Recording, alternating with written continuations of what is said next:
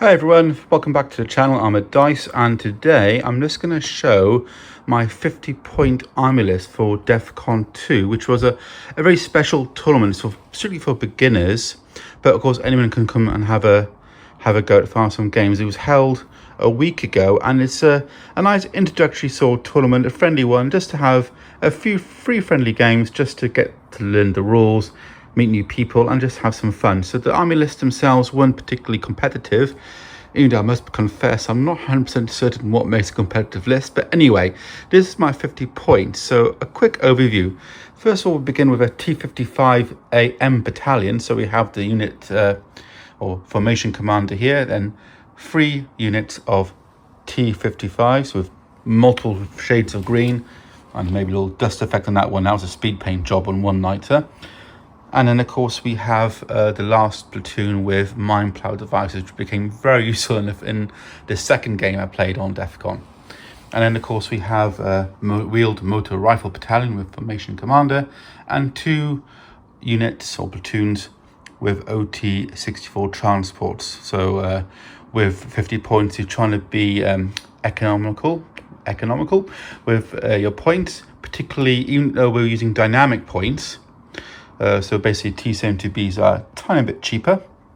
So they're at 14 points for 3 of them instead of, I think, was it 21? I need to double check, but in every case, sorry, that's a bit of excessive 21, but no, 14 points. So they're a bit cheaper than usual. Any case, going back, it's still better to go for the OT-64 transfer with 50 points, just so you can squeeze more into your army list. Because even though I like the BMP-1, thinking back on it, I don't really use the Sanka missile too much, and these transports will work quite well anyway. Then, of course, we have a unit of spandrels, which actually did, a fair bit in the games I played, so it wasn't too bad.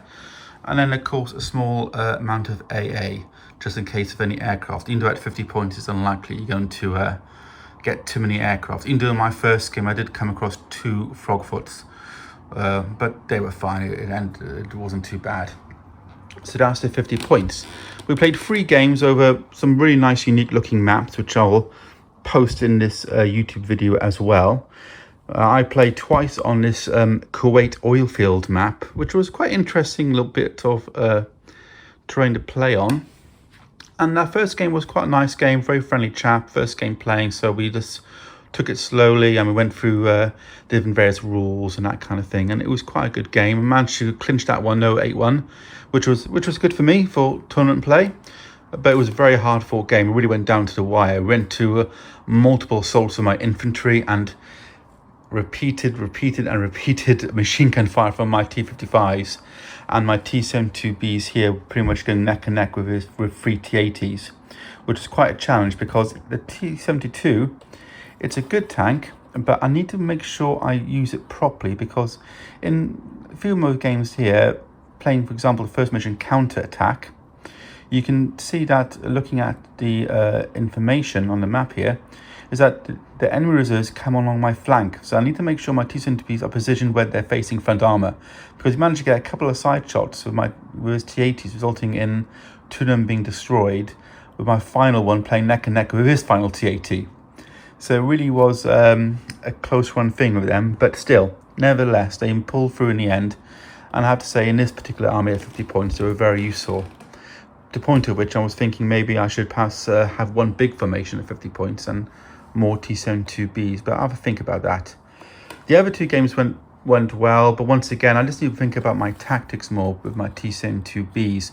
Just need to be more careful how I position them, so side shots once again, as well as in for example, in my last game, the pesky Milans are being a bit of a pain, so I moved them just beyond the tree line to get out of shall we say line of sight, but I should move them a couple more inches away, and that cost me one of them. So it's one of those things you just have to sort of take care when moving them. So if you're playing such a small point game and you're having such valuable tanks, particularly and you have 1 shot each, so you want to make sure they survive.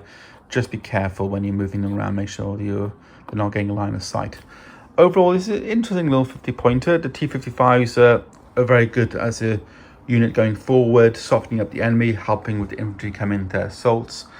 Overall, it was a good fun time, and interesting army list. I think definitely I would change it for later games. Perhaps add some hail batteries, because I really would like to have had salvo template in my last game against West Germans. I did quite a lot of infantry on objectives with the Panzerfaust and a couple of Milans, so it was very difficult to get to them, particularly with the reserves coming in piecemeal. So just have to sort of think more carefully about how I'm playing my games. But overall, it was a very good experience. Definitely improving tactically using polls, and I'll post some more videos on perhaps what I've learned and later on, and see if I can help anyone who also perhaps new to the game or perhaps just want to just improve and just play better, really, because it's all about having fun, of course, absolutely. But at the end of the day, you want to give a good game as well. So it's also good just to look back at your games and think, okay, what could I have done better? What works for me? What doesn't?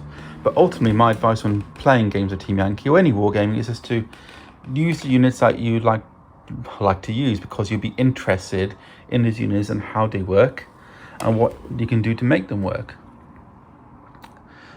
Well, there you go. That's my little rant over. But here's 50 points of Polish, and here's a quick look of the army list there. So as you can see, you have the T-35 AM2 Tank Battalion and a Wheeled Motor Rifle Battalion and support of T-72Bs. I always like to bring two formations just in case, because it's otherwise, if you bring one formation, there's a chance it could break quite easily. But anyway, thank you guys for watching, and I hope you join me in the next video. Have a lovely weekend, and well, take care all. Bye.